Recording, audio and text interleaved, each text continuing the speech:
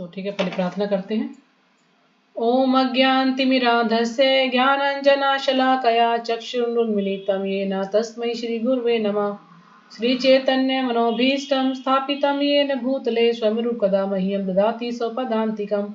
वन्देऽहं श्रीगुरो श्रितपदकमलं श्रीगुरुन् वैष्णवांश्च श्रीरूपं साग्रजातं सहगण रघुनाथं तं सजीवं साद्वैतं सावधूतं परिजनसहितं कृष्णचैतन्यदेवम् श्री राधा कृष्ण पादान सहगण ललिता श्री विशाखान्विताश्च। हे कृष्णा करुणा सिंधु दीन बंधु जगतपते गोपेश गोपिका कांत राधा कांत नमस्तुते। तप्त कांचन गौरांगी राधे वृंदावनेश्वरी वृषभानुसुते देवी प्रणमामि हरिप्रिये। वाञ्छाकल्पतरुभ्यश्च कृपा सिन्धुभ्य एव च पतितानां पावनेभ्यो वैष्णवेभ्यो नमो नमः। जय श्री कृष्ण चैतन्य प्रभु नित्यानंदा श्री अद्वैत गदाधर श्रीवासादि गौर भक्तवृंदा। हरे कृष्णा कृष्णा कृष्णा हरे हरे हरे राम राम हरे हरे। नमो विष्णुपदाय कृष्णपृष्ठाय भूतले श्रीमते भक्तिवेदांत स्वामी इति नाम्ने। नमस्ते सरस्वती देवी गौरवाणी प्रचारिणे निर्विशेष शून्यवादी पाश्चात्य स्थाने। नमो विष्णुपदाय कृष्णपृष्ठाय।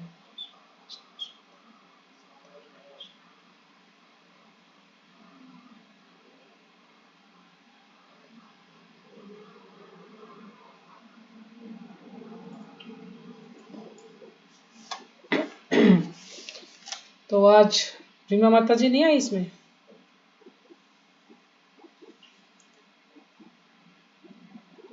तो आज हम कर रहे हैं श्रीमद् भगवद गीता यथारूप। इसमें 18 अध्याय हैं, 700 श्लोक हैं और अभी हम हैं 18वें अध्याय पर और श्लोक संख्या आज हम करेंगे 59।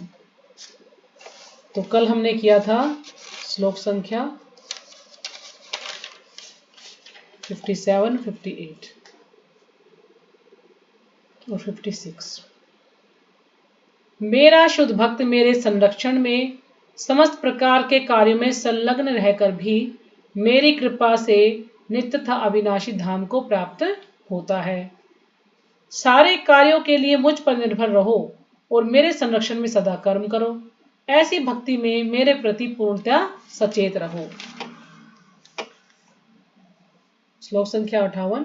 यदि तुम मुझसे भावना भावित होगे तो मेरी कृपा से तुम बद्ध जीवन के सारे अवरोधों को लांघ जाओगे। तो भगवान क्या कह रहे हैं कि अगर तुम मुझसे भावना भावित होगे, है ना, हम कृष्ण भावना भावित रहेंगे, भगवान की भक्ति करेंगे तो बद्ध जीवन के जितने भी कठिनाइयां हैं, जितने भी अवरोध हैं, सबको लांघ जाएंगे। लेकिन यदि तुम मिथ्या अहंकार वश ऐसी चेतना में कर्म नहीं करोगे और मेरी बात नहीं सुनोगे तो तुम विनष्ट हो जाओगे।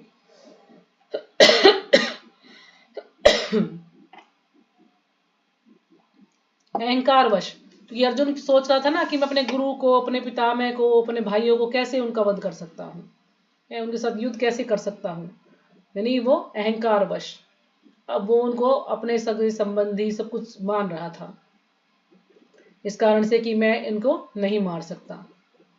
और फिर क्या हुआ, तो भगवान ने कहा अगर तुम मेरी बात नहीं मानोगे तो तुम विनष्ट हो जाओगे। तो कल हम ये श्लोक ये पढ़ रहे थे, इसमें तो इसमें एक शब्द आया था ना, आत्मदान। तो आत्मदान का अर्थ ये था कि जो भगवान की सारी बातें मानता है, जैसे यहाँ पे लिखा था ना कि जो व्यक्ति कृष्ण भानामृत में कर्म करता है, भगवान कृष्ण उसके घनिष्ठ मित्र बन जाते हैं। वे सदैव अपने मित्र की सुविधा का ध्यान रखते हैं और जो मित्र 24 घंटे उन्हें प्रसन्न करने के लिए निष्ठापूर्वक कार्य में लगा रहता है, वे उसको आत्मदान कर देते हैं। आत्मदान यानी भगवान अपने आप को उसे सौंप देते हैं, भगवान उसके अधीन हो जाते हैं। जैसे भक्त भगवान की सेवा करता है, इसी प्रकार से भगवान भी उस भक्त की सेवा करना चाहते हैं, इसलिए भगवान उसके अधीन हो जाते हैं। जो भगवान की सेवा करता है बहुत अच्छे से, 24 घंटे भगवान को याद रखता है।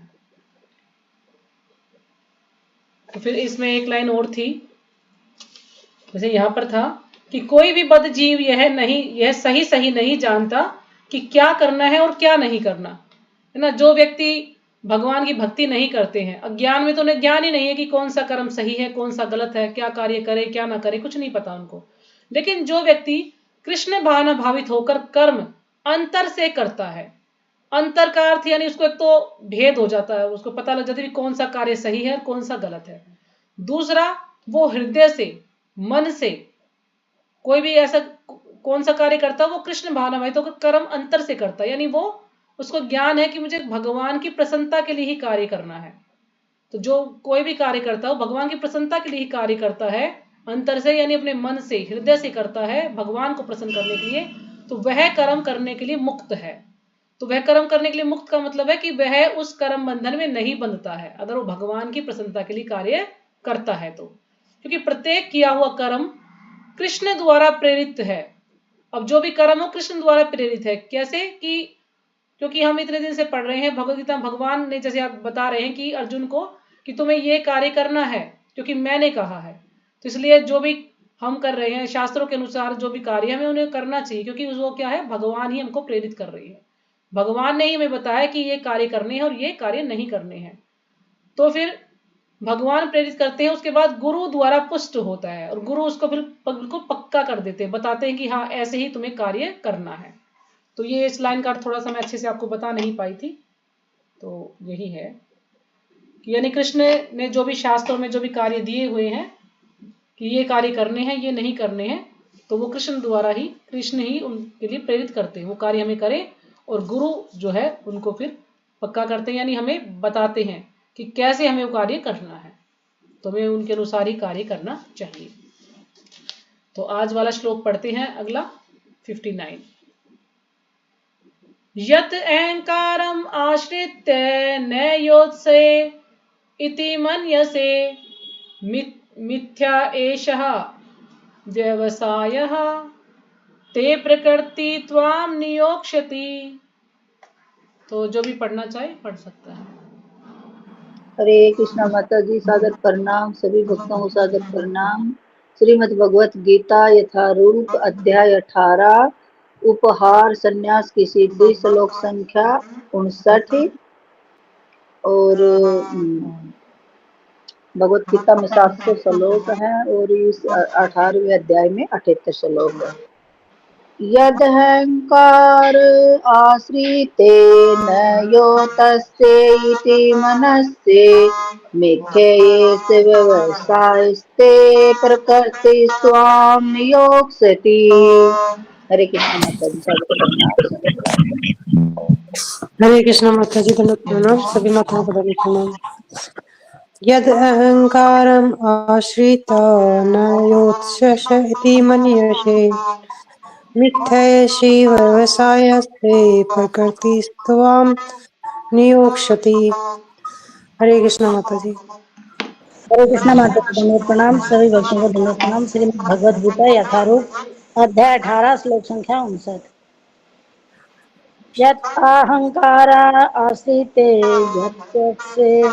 यतोस्य इति मनस्य मिथ्य एष व्यवसाय ते प्रकृति त्वां नियोक्ष्यति। हरे कृष्ण।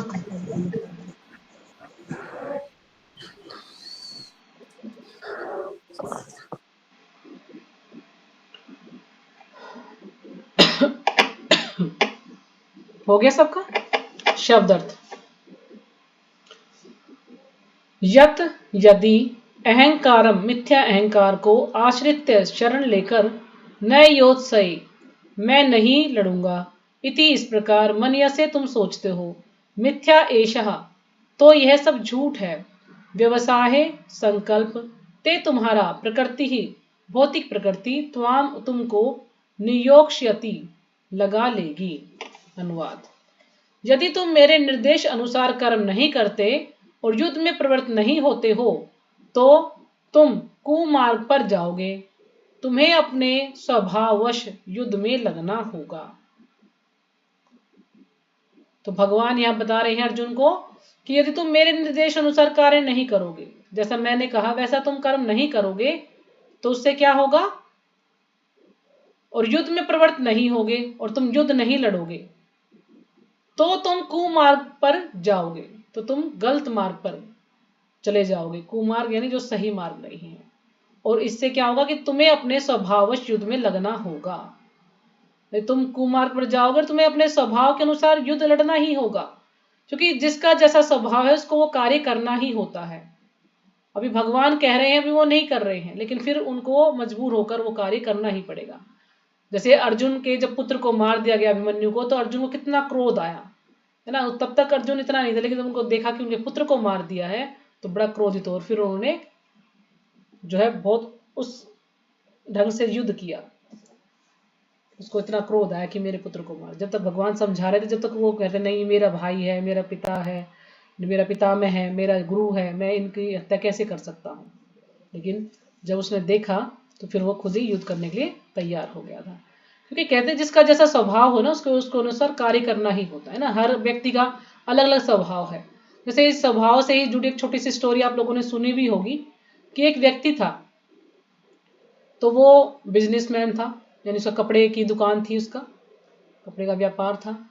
तो काफ़ी उसकी एज हो गई थी, तो उसके बच्चों ने देखा कि इतनी एज होने के बाद भी पिताजी जो हैं 24 घंटे इस में लगे रहते हैं। अब इनकी एज हो, चलो इनको तीर्थ ले चलते हैं, 4 धाम की यात्रा करवा देते हैं। इस प्रकार से उनको कई तीर्थों में लेके गए कि ताकि क्या पता इनका कुछ हृदय परिवर्तन हो जाए, भगवान की तरफ चले जाएं थोड़ा। तो वो सब जगह घूमे, लेकिन उनको कुछ भी चेंज नहीं आया, वो ऐसे के ऐसे। तो फिर वो उनको काशी ले गई। तो काशी में देखते हैं ना कि 24 घंटे वहां पर जो है कोई ना कोई डेड बॉडी जलती रहती है ना। सारे दिन वहां पे कहते हैं ना कभी बंद नहीं होती, वो आग लगी रहती है, कोई ना कोई किसी न किसी की डेड बॉडी जलती रहती है वहां पर। तो उसने देखा तो बड़े उसकी आंखों में आंसू आ गए। तो उसके पुत्रों ने सोचा हाँ हाँ अब तो पिताजी का हृदय परिवर्तन हो गया है, अब उनको समझ आ गया है कि मुझे भगवान का नाम लेना चाहिए। तो उन्होंने पूछा पिताजी क्या हुआ। कहने लगे मैं इसलिए रो रहा हूँ कि मैंने बहुत बड़ी गलती की। अगर मैं लकड़ी का बिजनेस करता तो बहुत पैसे कमा लेता, है ना। ये कपड़े का बिजनेस मैंने खाम में किया। तो देखिए उसका स्वभाव मरने की कगार पर है, बूढ़ा हो चुका है, लेकिन फिर भी उसको बिजनेस की पड़ी है कि मैं लकड़ी का बिजनेस कर लेता तो बहुत पैसा कमा लेता। क्यों? क्योंकि उसका स्वभाव क्या है, बिजनेस करना। क्योंकि वो क्या है, वैश्य है, जो कि बिजनेस करता है, कोई ना कोई कार्य करता है, दुकान करता है। इस प्रकार से उसका ये स्वभाव। तो अर्जुन का स्वभाव क्या है, क्षत्रिय का स्वभाव है। यानी अर्जुन अपने इस स्वभाव को छोड़ नहीं सकता, उसको युद्ध तो करना ही पड़ेगा। अभी भगवान कह रहे हैं, भगवान के कहने से करेगा तो उसको कोई कर्म बंधन नहीं लगेगा, लेकिन जब अपनी इच्छा से करेगा, अपने लिए करेगा, तो फिर उसको कर्म बंधन लगेगा। तो इसलिए भगवान कह रहे हैं कि तुम्हें फिर कुमार्ग पर जाओगे, तुम्हें फिर स्वभाव युद्ध तो लड़ना ही होगा। तो इसलिए जो मैं कह रहा हूं तुम उस चीज को मान लो। तो यानी जिसका जो स्वभाव है उसके अनुसार उसको कार्य करना चाहिए, है ना। हर व्यक्ति का अलग स्वभाव है, कोई किसी चीज में अच्छा है, कोई किसी चीज में अच्छा है, सबका अलग अलग स्वभाव है, उसे अनुसार कार्य करते हैं सब। तो तात्पर्य शिल्पाद जी के द्वारा, शिल्पाद जी की जय। अर्जुन एक सैनिक था और क्षत्रिय स्वभाव लेकर जन्मा था, ना। अर्जुन क्या था, सैनिक था और क्षत्रिय स्वभाव था। अतएव उसका स्वाभाविक कर्तव्य था कि वह युद्ध करे, यानी स्वभाव से उसको युद्ध करना ही था, जरूरी था उसको युद्ध करना। लेकिन मिथ्या अहंकारवश वह डर रहा था कि अपने गुरु पितामह तथा मित्रों का वध करके वह पाप का भागी होगा, है ना। अहंकारवश, अज्ञान के कारण वो ये समझ रहा था कि अगर मैं इनका वध करूंगा तो मुझे पाप लगेगा। वास्तव में वह अपने को अपने कर्मों का स्वामी जान रहा था। वो सोच रहा था कि मैं जो भी कर्म कर रहा हूं मैं ही इनका स्वामी हूं, मैं ही करने वाला हूं। क्यों? क्योंकि अज्ञान के कारण वो ये देख ही नहीं रहा था कि भगवान उसको ये कार्य बोल रहे हैं करने के लिए, लेकिन वो सोच रहा था कि नहीं मैं स्वामी हूं, मैं कर रहा हूं तो मुझे पाप लगेगा। तो अपने कर्मों का स्वामी जान रहा था, मानो वही ऐसे कर्मों के अच्छे बुरे फलों का निर्देशन कर रहा हो, कि वही इस जो भी कर्म है उनका अच्छा बुरा जो भी परिणाम है उसका निर्देशन वो कर रहा हो। वह भूल गया कि वहां पर साक्षात भगवान उपस्थित हैं और उसे युद्ध करने का आदेश दे रहे हैं। वो ये भूल ही गया था कि भगवान मेरे सामने खड़े हैं और भगवान ही मुझे आदेश दे रहे हैं कि युद्ध करो। तो ये स्थिति किसकी है? हम जैसे लोगों की भी यही स्थिति है, क्योंकि हम सब बदजीव हैं, हम भी भगवान को भूल चुके हैं। इसी कारण से हम इस भौतिक संसार में आए हैं, यहीं पर रह रहे हैं और अभी भी यहाँ से बाहर निकलने का प्रयास नहीं करते। सोचते नहीं कि हमें बाहर कैसे निकलना है, और ज्यादा इसमें जो है धंसते जा रहे हैं, लगे जा रहे हैं बस इसी में, अपने परिवार में, बच्चों में, समाज में, इसी में लगे हुए हैं। अगर कोई कहे कि भगवान का नाम लो तो मना कर देते हैं, हमारे पास समय नहीं है। समय ही कहाँ है हमारे पास, इतने काम हैं। तो यही स्थिति हम सब की है, क्योंकि हम क्या बोल समझते हैं कि हम ही करता है, हम ही करने वाले हैं सब कुछ, हम नहीं रहेंगे तो ये काम नहीं होगा। तो यही है बद्धजीव की भी स्मृति। तो बद्धजीव की भी स्मृति यही है कि वो भगवान को भूल गया है। परम पुरुष निर्देश देते हैं कि क्या अच्छा है और क्या बुरा है, और मनुष्य की जीवन सिद्धि प्राप्त करने के लिए केवल कृष्ण भावनामृत में कर्म करना है। तो भगवान स्वयं बता रहे हैं कि क्या अच्छा है और क्या बुरा है, और हमें जीवन की सिद्धि प्राप्त करने के लिए क्या करना चाहिए। तो भगवान हमें स्वयं बता रहे हैं कि हमें क्या करना है, कृष्ण भावनामृत में कर्म करना है। अगर हम कृष्ण भावना भावित कर्म करेंगे तो हमें कोई भी कर्म बंधन नहीं लगेगा। कार्य तो सभी होंगे, करने ही पड़ेंगे, लेकिन हम भगवान को केंद्र में रख के उन कार्यों को करें। उसका जो भी फल है भगवान को अर्पित कर दें, किसके बदले में हमें कुछ नहीं चाहिए, बिना स्वार्थ के हम कार्य करें। कोई भी अपने भाग्य का निर्णय ऐसे नहीं कर सकता जिसे भगवान कर सकते हैं। तो हम अपने भाग्य का निर्णय नहीं कर सकते, क्योंकि भगवान ही हमारे भाग्य का निर्णय करते हैं। अतएव सर्वोत्तम मार्ग यही है कि परमेश्वर से निर्देश प्राप्त करके कर्म किया जाए।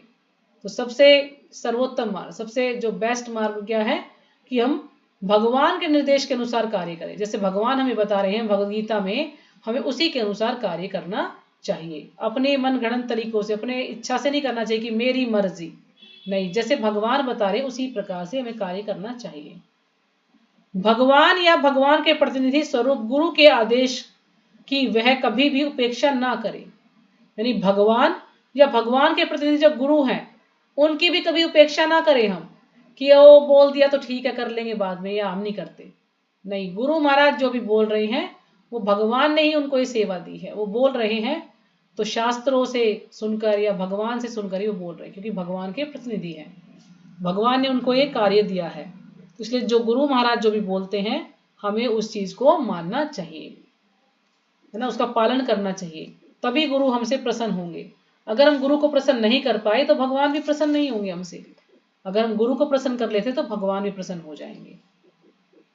भगवान के आदेश को बिना किसी हिचक के पूरा करने के लिए वह कर्म करे, है ना, बिना किसी हिचक के, बिना किसी संदेह के हमें भगवान ने जो भी आदेश दिया है उसको पूरा करना चाहिए।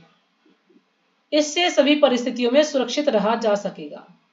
अगर हम ऐसा करेंगे तो कोई भी परिस्थिति हो हम उसमें क्या है, सुरक्षित रहेंगे, हमें डर नहीं लगेगा, भय नहीं लगेगा। अगर हम भगवान के अनुसार कार्य करेंगे तो हर परिस्थिति में हम सुरक्षित रहेंगे। तो अगला श्लोक पढ़ते हैं।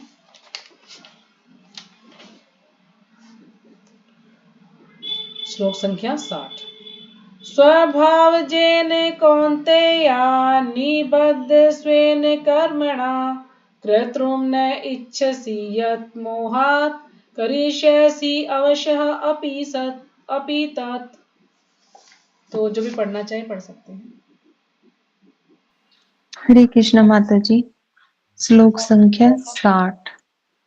स्वभाव जने कौन्तेया निष्बन्ध स्वकर्मणा कर्तुं निश्चयसि दिख नहीं रहा माता जी, चश्मे से क्या हो रहा है? हाँ, चश्मे में दिखता नहीं, मुझे तो आप नहीं दिखता। पता नहीं, दुबला सा दिख रहा है। हरे कृष्ण माता जी, सादर प्रणाम सभी भक्तों को। हो गया था क्या पूनम माता जी का? माता जी मैं दूसरा वो चश्मा लगा, दिख नहीं रहा। ठीक, इधर मैं बोल देती हूँ माता जी। बोली माता जी। स्वभाव जिन कौन्तेय निबद्ध स्वेन कर्मणा कर्तुम् इच्छसि यत् मोहात् करिष्यसि अवश्य अपि तत्।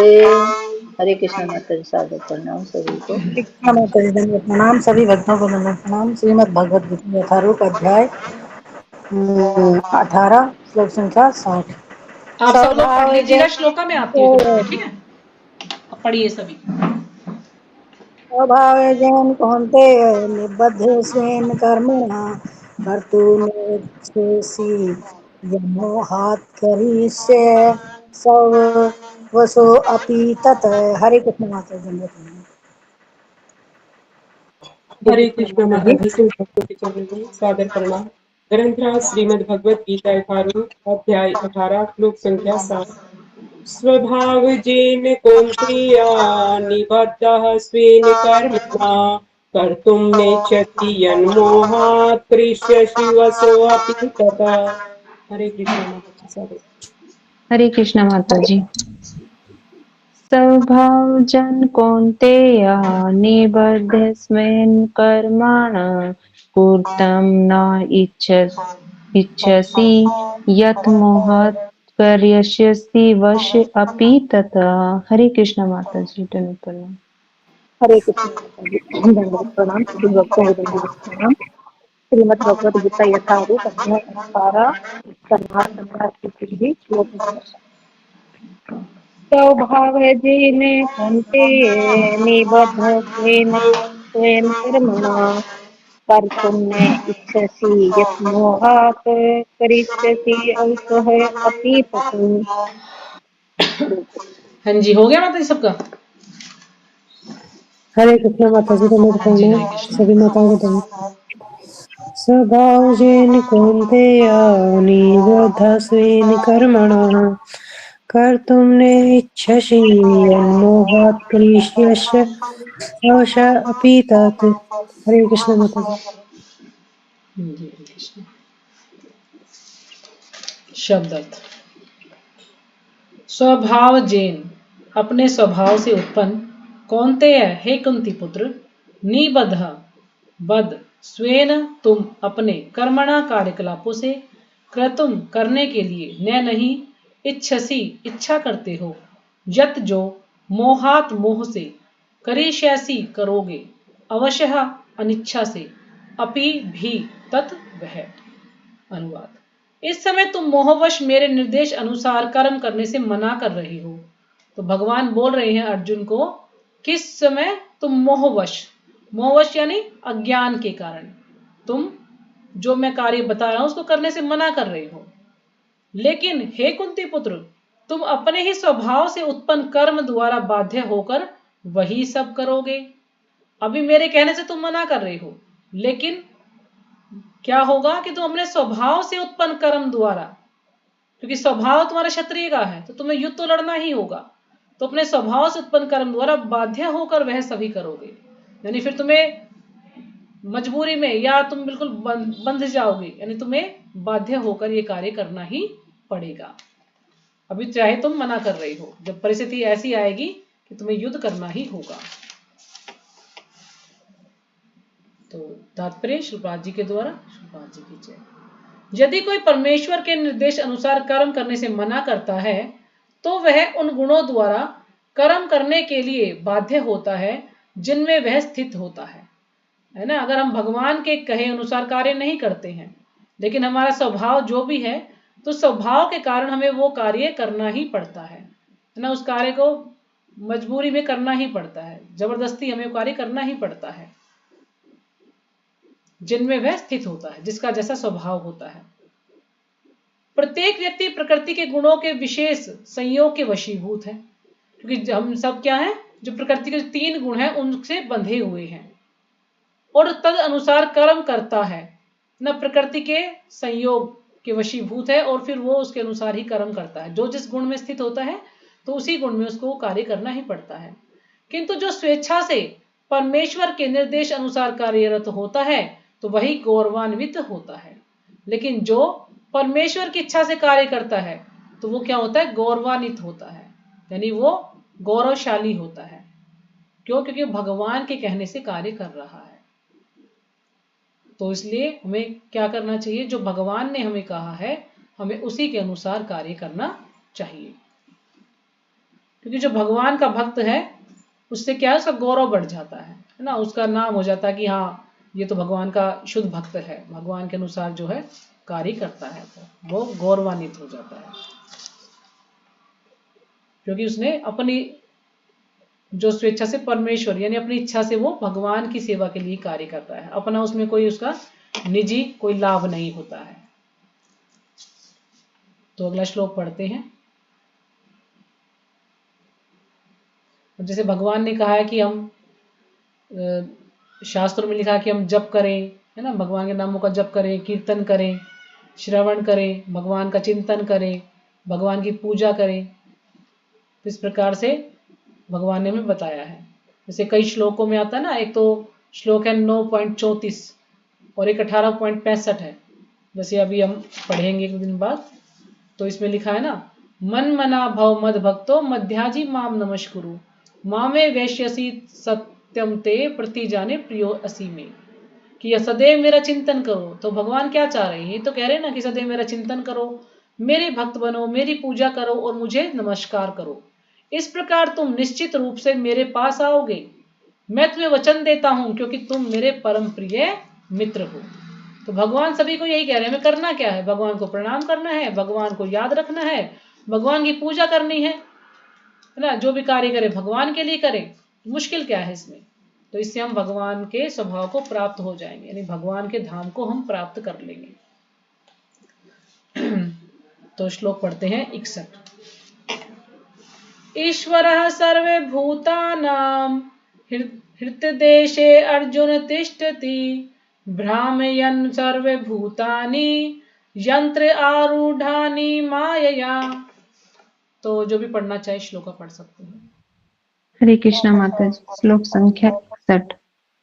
ईश्वर सर्वभूतानां हृतदेश अर्जुना अर्जुन तिष्ठति भारमयन् सर्वभूतानि यंत्र आरूढ़नि मया।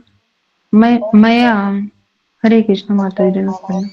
हरे कृष्णा माता जी, सादर प्रणाम, सभी भक्तों को सादर प्रणाम। श्लोक संख्या 61। ईश्वर सर्वभूतानां हृदय से अर्जुन तिष्ठति भ्रामयेन सर्वभूतानि यंत्ररूढ़ानि मायया। हरे कृष्णा माता जी, सादर प्रणाम सभी को। हरे कृष्णा माता जी, सभी भक्तों के चरणों में सादर प्रणाम। ग्रंथ श्रीमद् भगवत गीता 11 अध्याय 18 श्लोक संख्या 61। ईश्वरः सर्वभूतानां हृदय से अर्जुन तिष्ठति भ्रामयन् सर्वभूतानि यंत्रारूढ़ानि मायया। हरे कृष्ण। हरे कृष्णा माता जी, दंडवत प्रणाम, सभी भक्तों को दंडवत प्रणाम। श्रीमद् भगवद गीता अध्याय 18 श्लोक संख्या 61।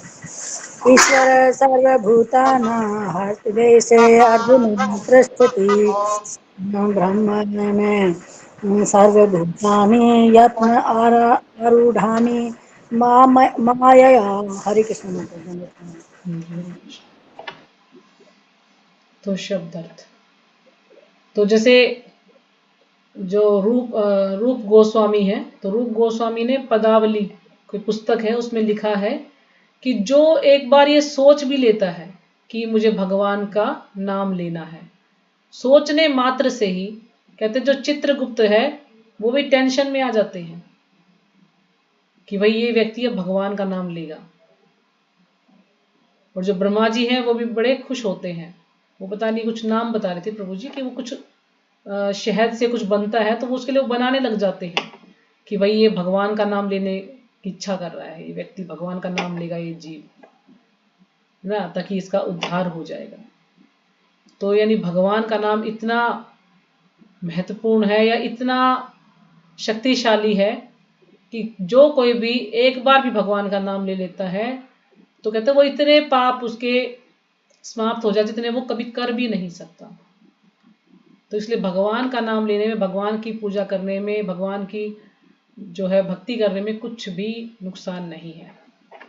तो हम सबको भगवान की भक्ति करनी चाहिए, क्योंकि भक्ति ही एक ऐसी चीज है जिससे हमारे सारे कष्ट दूर हो सकते हैं, भगवान के धाम जा सकते हैं। और कोई भी चीज से हमारा भला नहीं होगा जितना कि भगवान की भक्ति से भला होगा। चाहे हम थोड़ी करें, जितना हम कर पाए, लेकिन भगवान की भक्ति जरूर करनी चाहिए सबको। तो शब्दार्थ, ईश्वरः भगवान, सर्वभूता नाम समस्त जीवों के हृतदेशे हृदय में अर्जुन हे अर्जुन तिष्ठति वास करता है, भ्राम्यन भ्रमण करने के लिए बाध्य करता हुआ, सर्वभूतानि समस्त जीवों को, यंत्र यंत्र में, आरूढ़ानि सवार चढ़े हुए, माया भौतिक शक्ति के वशीभूत होकर।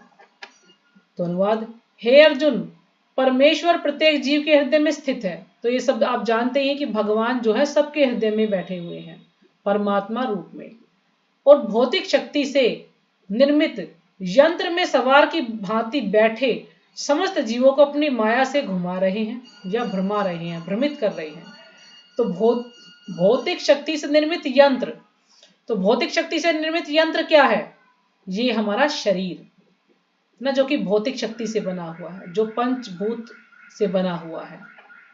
तो इस यंत्र में सवार की भांति बैठे, जैसे कोई घोड़े पर सवार है, इस तरह भगवान एक सवार की भांति बैठे हैं वहां पर, और समस्त जीवों को अपनी माया से घुमा रहे हैं, अपनी माया से भ्रमित कर रहे हैं। भगवान बैठे हैं हमारे हृदय में। तो तात्पर्य श्रीपाद जी के द्वारा, श्रीपाद जी की जय। अर्जुन परम ज्ञाता न था, और लड़ने या न लड़ने का उसका निर्णय उसके शुद्र विवेक तक सीमित था, है ना। अर्जुन को पूरा ज्ञान नहीं था, क्योंकि ये बात कब की है? जब भगवान ने उसको गीता का ज्ञान नहीं दिया था। तो अर्जुन का जो ज्ञान था वो कहां तक था? बस शुद्र विवेक था। यानी शुद्र विवेक यानी बिल्कुल छोटा या थोड़ा ज्ञान। उसको सिर्फ यही था कि ये मेरा परिवार है, मेरे दादा हैं, मेरे गुरु हैं, ये मेरे भाई हैं, मैं इनका वध कैसे कर सकता हूँ। उसको सिर्फ इतना ही, वो अपने बारे में ही सोच रहा था कि नहीं नहीं ये मेरे संबंधी हैं, मुझे पाप लगेगा, मैं इनको नहीं मार सकता। क्यों? क्योंकि शुद्र विवेक था उसका, वो ज्यादा बुद्धि का इस्तेमाल नहीं कर रहा था। वो कहते ना कम बुद्धि, इस प्रकार से वो सोच रहा था। यानी उसका ज्ञान अभी तक पूरा ज्ञान नहीं लिया था उसने, तो इसलिए वो ऐसा बोल रहा था। भगवान कृष्ण ने उपदेश दिया कि जीवात्मा व्यक्ति ही सर्वे सर्वा नहीं है। तो फिर भगवान श्री कृष्ण ने उसको उपदेश दिया कि जो जीवात्मा है वही सर्वे सर्वा नहीं है, कि हम सोचे कि हम ही सब कुछ हैं, हम ही सब कुछ करने वाले हैं, हम स्वामी हैं, तो हम सर्वे सर्वा नहीं हैं। शरीर परिवर्तन होते ही जीव अपने, अच्छा एक लाइन भूल गई, भगवान या स्वयं कृष्ण अंतर्यामी परमात्मा रूप में हृदय में स्थित होकर जीव को निर्देश देते हैं। तो भगवान जो है परमात्मा स्वरूप में हमारे हृदय में है ना, सबको निर्देश देते हैं। हमने श्लोक पढ़ा था ना, उपद्रष्टा अनुमंता च भर्ता भोक्ता महेश्वरम। यानी भगवान जो है हमारे हृदय में है और वही हमको देख रहे हैं, है ना। कहते ना कि हमारे शरीर में दो पक्षी हैं, एक फलों को खा रहा है और दूसरा उसको देख रहा है। तो भगवान उस जीव को देख रहे हैं कि कब ये मेरी तरफ मुड़ेगा। यानी भगवान ही हमें अनुमति देते हैं, कुछ भी हम कार्य करते हैं, हमारी इच्छा तो हम करते हैं, लेकिन फिर भगवान उसकी व्यवस्था करते हैं कि हमें ठीक है मेरी इच्छा ये है, तो फिर मुझे उसी कार्य में लगा देते हैं। तो शरीर परिवर्तन होते ही जीव अपने विगत कर्मों को भूल जाता है। अब जैसे ही एक शरीर से दूसरे शरीर में जाता है तो पहले के जो कर्म थे वो उनको भूल जाता है, उसको कुछ याद नहीं रहता कि पहले वो कहां था। लेकिन परमात्मा जो भूत वर्तमान था भविष्य का ज्ञाता है, उसके समस्त कार्यों का साक्षी रहता है। लेकिन भगवान तो सब कुछ जानते हैं, इसलिए हमारे कर्मों के साक्षी भगवान है। अब हम कहें कि हमने तो ये कर्म किया ही नहीं, भगवान एकदम से बताएंगे देखो तुमने ये कर्म किया था, क्योंकि भगवान सबके कर्मों के साक्षी हैं। चाहे कोई मन से करे या वैसे करे, क्रीड़ा रूप में करे। मतलब एक तो मन में सोच लेते हैं ना हम किसी के बारे में, कोई भी अपराध करते हैं किसी के प्रति, चाहे मन से करें और चाहे अपनी जिह्वा से करें, तो अपराध तो होता ही है। तो कुछ भी अपराध हम करते हैं, चाहे हम सोच ही लेते हैं, वो भी अपराध माना जाता है, किसी के बारे में गलत सोचते हैं तो भगवान क्या है? सबके साक्षी हैं। भगवान को पता रहता है कि हमने क्या कर्म किया है, क्या नहीं किया है। अतएव जीवों के सभी कार्यों का संचालन इसी परमात्मा द्वारा होता है। यानी जीवों के सभी कार्य जो भी हम कर्म करते हैं, जीव उनका संचालन यानी उनका नियंत्रण, उनका कंट्रोल किसके हाथ में है? भगवान के हाथ में है। तो परमात्मा के द्वारा ही होता है। जीव जितना योग्य होता है उतना ही पाता है और उस भौतिक शरीर द्वारा वहन किया जाता है ना। तो जिस जीव के भाग्य में जो भी कुछ है वो उसको मिल जाता है। कहते हैं ना कि समय से पहले और किस्मत से ज्यादा किसी को कुछ नहीं मिलता है। अब जब समय आएगा तो ही उसको मिलेगा, और उसकी किस्मत में जो है वो ही उसको मिलेगा। जैसे हम कई बार सोचते हैं ना, माता जी आप कमलेश माता जी कई बार पूछती हैं कि एक कुत्ता है, एक कुत्ता तो सड़क पे घूम रहा है ना, और एक कुत्ता तो गाड़ी में बैठ के जा रहा है, उसकी तो बड़ी सेवा पानी हो रही है। तो ये उसमें बताते कि उसने इच्छा की थी, उस जीव ने इच्छा की थी कि मैं बहुत बड़ा घर हो, बहुत पैसा हो, है ना, ऐशो आराम हो, इस प्रकार से उसने इच्छा की थी। लेकिन उसके कर्म ऐसे थे कि उसको कुत्ता बनना पड़ा। तो भगवान ने उसके कर्म के अनुसार उसे कुत्ता बना दिया, और जो उसकी इच्छा थी कि मैं बड़े घर में जाऊं, अच्छा घर हो, तो इसलिए उसको बड़े घर में चले जाते हैं, वहां पर उसको गाड़ी में बैठाया जाता है, उसको अच्छे से घुमाया जाता है, उसको खूब उसकी सेवा करते हैं जो घर वाले हैं। लेकिन कर्म ऐसे थे कि कुत्ते के, तो कुत्ता बना दिया उसको। तो इसलिए हम इच्छा करते हैं, भगवान हमारी इच्छा पूरी करेंगे, लेकिन हमने फिर कर्म क्या किए हैं उसके अनुसार हमारी इच्छा पूरी होती है। हरे कृष्ण माता जी। हाँ जी। माता जी कुछ ऐसा भी होता होगा, उस मान ली कुत्ते का भी कुछ ऐसा कर्म होगा, उस घर में जाए, ये मान ली उन घर वालों के प्रति हाँ, कुछ हो सकता है तभी माता जी, हो कुछ सकता है। आत्मा आती होगी। हाँ, हो सकता है ये भी कि उनका कोई पिछले जन्म का कोई कर्म आपस में मेल खाता होगा, तो तभी कहते हैं जो भी जीव है हमारे घर में आते हैं, जैसे कुत्ता है, बिल्ली है, कुछ भी है ना, तो हमारा कुछ ना कुछ कर्म होता है पिछले जन्म का, तभी आते हैं वो लोग। तो उसने ऐसा कुछ कर्म किया था, उसको कुत्ता बना दिया, लेकिन उसकी इच्छा थी कि भाई मैं अच्छे घर में जाऊं, तो उसको अच्छे घर में भेज दिया भगवान ने। अच्छे क्योंकि घर में भी भगवान, माता जी, और उनके साथ भी उसका कुछ कर्म ऐसा रहा होगा हाँ कि भाई बिल्कुल रहा उन्हीं के होगा। पास वापिस आए।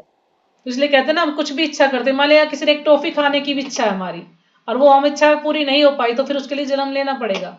किसी से हमने पैसा उधार लिया है, या किसी को हमने पैसा उधार दिया है, उसके लिए भी हमें जन्म लेना पड़ेगा, उससे पैसा लेने के लिए या उसको पैसा देने के लिए।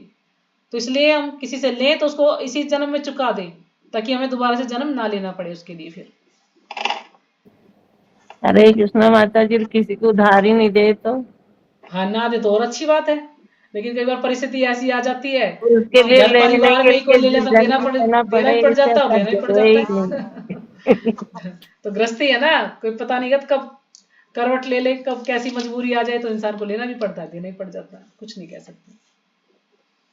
तो जो ही जीव को किसी विशेष प्रकार के शरीर में स्थापित कर दिया जाता है, अच्छा ये लाइन छूट गई, कि जीव जितना योग्य होता है उतना ही पाता है, और उस भौतिक शरीर द्वारा वहन किया जाता है ना, उस जो भौतिक शरीर है उसके द्वारा उसको ढोया जाता है, या उसको प्रयोग में लाया जाता है, जो परमात्मा के निर्देश में भौतिक शक्ति द्वारा उत्पन्न किया जाता है। यानी परमात्मा के निर्देश में भौतिक शक्ति द्वारा उत्पन्न किया जाता है। शरीर किसके द्वारा होता है? भौतिक, जो प्रकृति है उसके द्वारा किया जाता है, लेकिन किसकी अध्यक्षता में? भगवान की अध्यक्षता में। तो जो ही जीव को किसी विशेष प्रकार के शरीर में स्थापित कर दिया जाता है, वह शारीरिक अवस्था के अंतर्गत कार्य करना प्रारंभ कर देता है।